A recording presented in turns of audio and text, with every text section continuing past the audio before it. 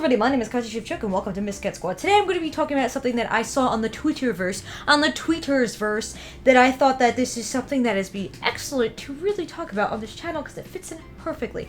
As you guys know, I am a fan artist. I like to create fan work that is related to other fan work. There's this little thing going around on Twitter, on Tumblr, not so much Instagram or Facebook because I don't really go on there that much, but on Twitter and Tumblr I've seen this a lot and it's been affecting a ton of young people. Now this topic is the manga and anime style.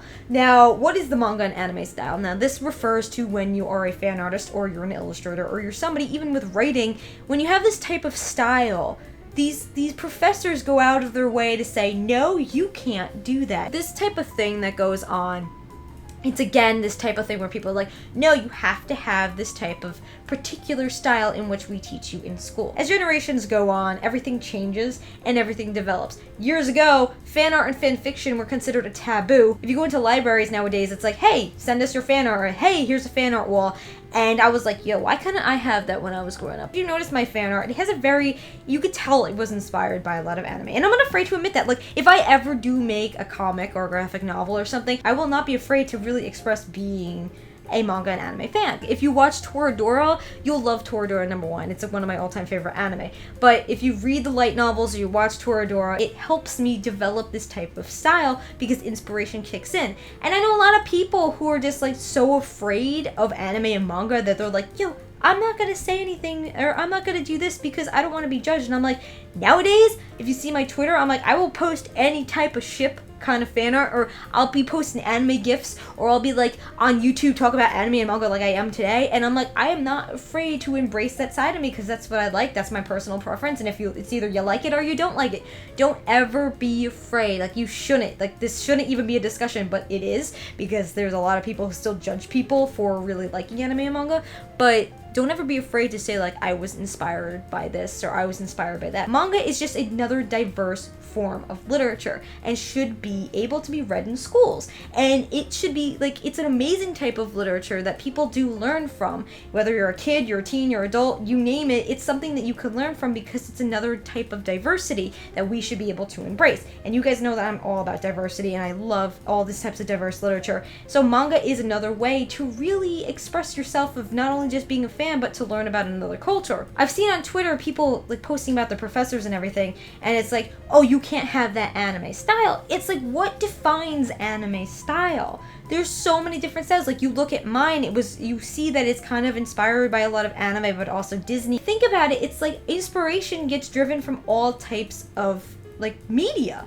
And you can't just say like, oh, if you watch this anime, or like you can't be an animator and animate like this. It's like, whatever comes from your heart and whatever feels right, that's what you do.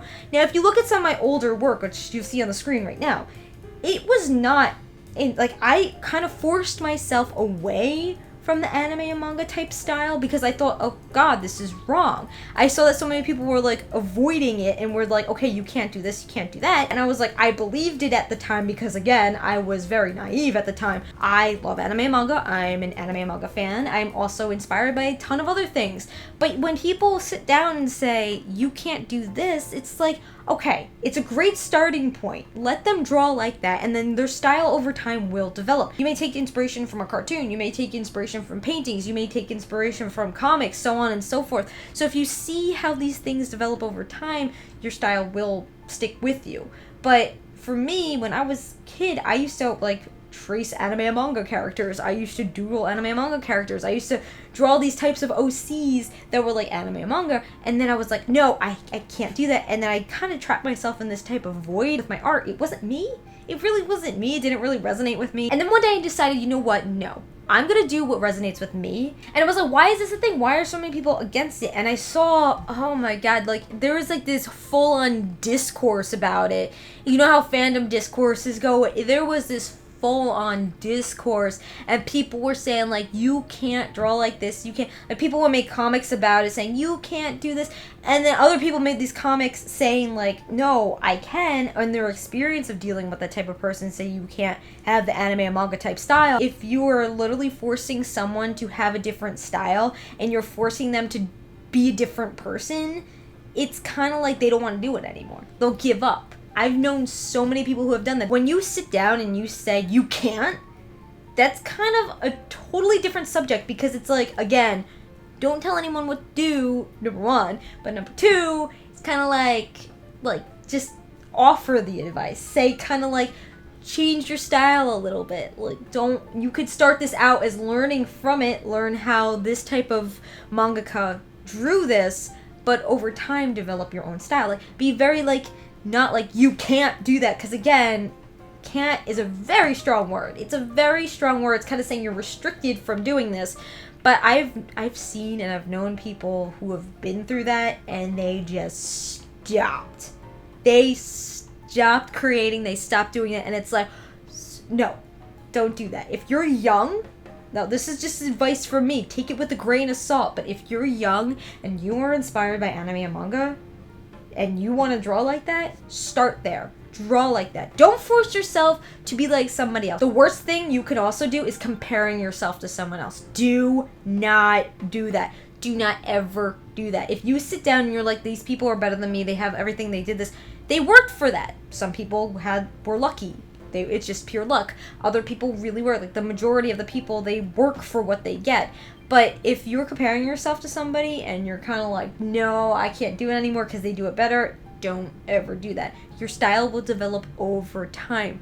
If you want to draw like anime and mangaka creators, do it.